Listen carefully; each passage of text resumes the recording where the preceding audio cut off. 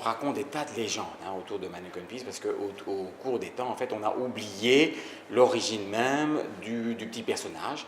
En fait, c'est simplement une fontaine utilitaire, donc qui servait à distribuer l'eau potable aux habitants du quartier.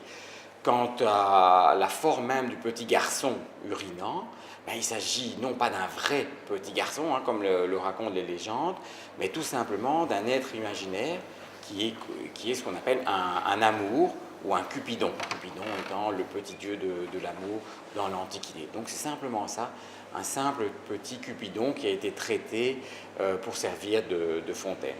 Ce qu'on sait d'après les textes, c'est qu'elle devrait dater du début du XVe siècle, en tout cas au plus tard 1452.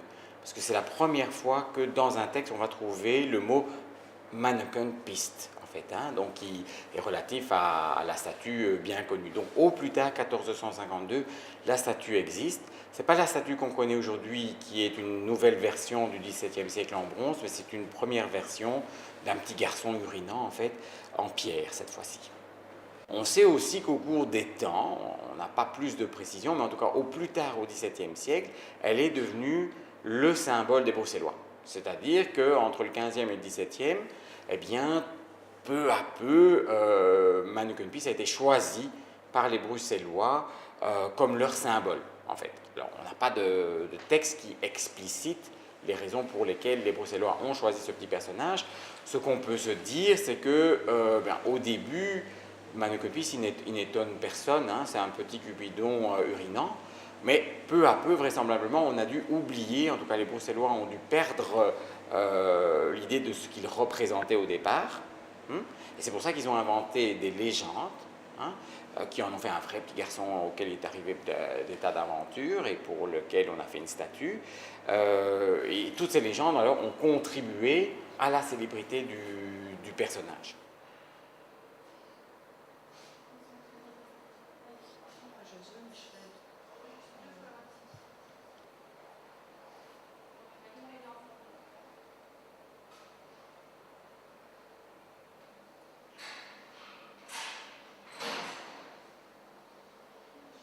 Qui a sculpté Manneken Pis? Alors la première statue, je t'avais dit, donc la première statue, elle est en pierre. Celle-là, on n'a même pas de dessin de cette statue et on ne sait pas non plus qui l'a sculptée. Ça, on n'en a pas la trace dans les textes. En revanche, la deuxième version de la statue, pour remplacer la version en pierre qui était trop abîmée, celle-là, elle est bien documentée. Donc, elle a été commandée en 1619 à un sculpteur qui s'appelle Jérôme Duquesnoy. On se nomme l'Ancien, parce que son fils porte le même prénom, donc pour les différencier, c'est Jérôme Duquesnoy l'Ancien. Et donc lui va faire le moule, et ce moule va servir à fondre la statue en 1620. Les légendes racontent plein de choses, notamment il y a une légende qui raconte, parce que l'endroit c'est donc au coin de la rue du Chêne et de la rue de l'Étuve, il y a une légende qui raconte qu'une bataille, en fait, au XIIe siècle, avait opposé les partisans du petit duc Godefroy à ses adversaires, et que le petit duc Godefroy, en fait, qui était encore un tout petit bébé, en fait, avait été hissé sur un chêne. Ce qui fait qu'il s'était levé de son berceau et il avait galvanisé ses troupes en faisant pipi sur le champ de bataille. Voilà, c'est assez amusant. Et donc, pour commémorer cet événement, on fait la petite statue et on la place où? Au coin d'une rue qu'on va appeler rue du Chêne, en souvenir du chêne où avait été accroché le berceau. Mais ça, ce sont des légendes, bien entendu. Tout simplement, il occupe un endroit dans un quartier au coin de deux rues, dans un quartier bien animé, qui avait besoin évidemment de distribution d'eau. Il n'y avait bien sûr pas que cette statue de Manneken Pis qui servait de fontaine, il y en avait plein d'autres à Bruxelles pour assurer l'alimentation en eau des habitants. Sachant qu'il existe une version féminine de Manneken Pis, pourquoi ne sont-elles pas situées l'une à côté de l'autre? Alors la version féminine de Manneken Pis, donc tu parles de Janneke Pis, en fait elle se situe dans le quartier de la rue des Bouchers. C'est pas par hasard parce que cette statue en fait elle est toute récente. Manneken Pis donc c'est 15e siècle, donc c'est une statue très ancienne. Et je vous ai dit c'est un Cupidon, un petit Cupidon, un petit garçon nu Et ça, en sculpture, des petits garçons nus sculptés, vous allez en voir des tonnes, hein. Il y en a absolument partout, c'est quelque chose de très courant. Par contre, on n'a pas l'habitude de représenter en art des petites filles nues. En fait, ça c'est quelque chose qui n'est pas, qui n'existe pas en fait tout simplement. Et donc la statue de Jeanne Copis telle que vous la connaissez, elle date seulement de peut-être un peu plus d'une vingtaine d'années. Hein, et à quoi est-elle due? Simplement à l'initiative de commerçants de la rue des Bouchers qui voulaient attirer des gens près de leur restaurant. Donc c'est pour ça qu'elle n'est pas du côté de Manneken Pis, elle est bien dans le quartier des Bouchers où il fallait attirer les touristes. Donc rien à voir avec Manneken Pis qui à l'origine est bien une statue fontaine utilitaire. Ici il s'agit d'un équivalent tout à fait commercial.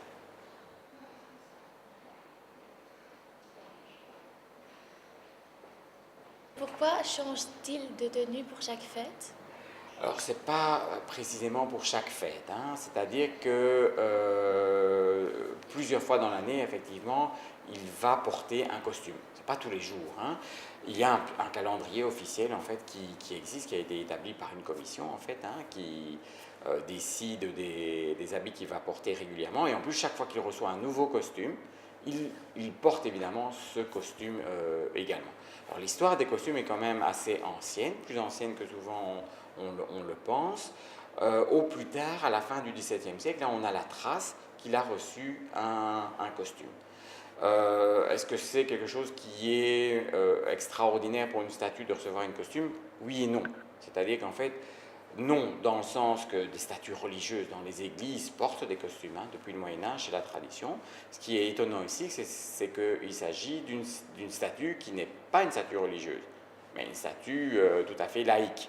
Et donc, on peut comprendre l'attribution d'un costume, le fait de donner un costume, que parce que la statue a pris une autre valeur, qui est la valeur de symbole des Bruxellois. À partir de ce moment-là, on lui offre aussi, comme à des statues religieuses, un costume. Et cette tradition, hein, qui existe, je vous dis, donc, au moins au plus tard, à la fin du XVIIe, va se perpétuer dans le temps. Si vous voulez offrir un costume à Manneken Pis, il faut évidemment qu'il soit représentatif de votre région ou du métier que vous exercez. Et vous devez rentrer un dossier auprès de l'administration communale de Bruxelles. Et donc, si la ville vous donne l'autorisation d'offrir un costume, elle vous enverra également un patron de coupe. Donc, il vous permettra évidemment de le donner à un couturier ou une couturière pour réaliser aux bonnes dimensions le costume, donc à la dimension exacte du petit personnage. Et combien en a-t-il? Alors, pour l'instant, il en a un peu plus de 800, mais ça évolue évidemment chaque jour. C'est-à-dire qu'au début, évidemment, je vous ai dit fin 17e, là on est sûr qu'il en a au moins un, milieu 18e, il doit avoir 5 costumes. Jusqu'à la guerre 40-45, il doit y avoir quelques dizaines de costumes, pas plus. Et après la guerre 40-45, il y a vraiment une expansion énorme des costumes qu'il reçoit. Chacun de tous les pays d'Europe, de toutes les régions, même du monde entier, des différents métiers, a à cœur d'offrir un costume à Manneken Pis. Donc ça prend maintenant des proportions quand même assez gigantesques, ce qui fait qu'on est passé cette année-ci à plus de 800. Et ça va continuer, hein, parce que chaque année, il reçoit quand même encore de nouveaux costumes, bien sûr. Les Japonais sont des grands admirateurs de Manneken Pis, en fait. Et donc, ils prennent quand même à cœur de réaliser de superbes vêtements. Comme ici, vous avez le samouraï. Et là-bas, en fait, vous avez un chouette petit personnage qui représente Momotaro. C'est en fait l'équivalent d'un Manneken Pis, mais japonais. Alors, dire on raconte plein de légendes sur ce petit personnage Momotaro, qui est très connu au Japon. Et donc ici, Manneken Pis a l'habit de ce petit Momotaro. Mais c'est vrai que les Japonais vont très loin dans le sens du détail et de la qualité des matériaux utilisés. A-t-on déjà essayé de voler la statue? Oui, donc plusieurs fois on a essayé de voler la statue dans la mesure où elle représente les Bruxellois, évidemment. Ça a à chaque fois choqué énormément les Bruxellois. Il y a plusieurs épisodes. On sait en tout cas qu'au milieu du XVIIIe siècle, déjà les soldats de Louis XV ont subtilisé la statue. Elle a été récupérée, évidemment, mais ça fait un grand émoi dans la population, ce qui a d'ailleurs conduit le roi Louis XV à offrir un nouveau costume très beau, très bien décoré à Manneken Pis et même à lui octroyer un titre, enfin une récompense ou une mention qui est l'ordre de chevalerie de Saint-Louis. Alors, au XIXe siècle, on a encore essayé de le voler, mais ici on a la chance d'être devant la vraie statue de Manneken Pis, c'est-à-dire celle commandée en 1619 et fondue en 1620.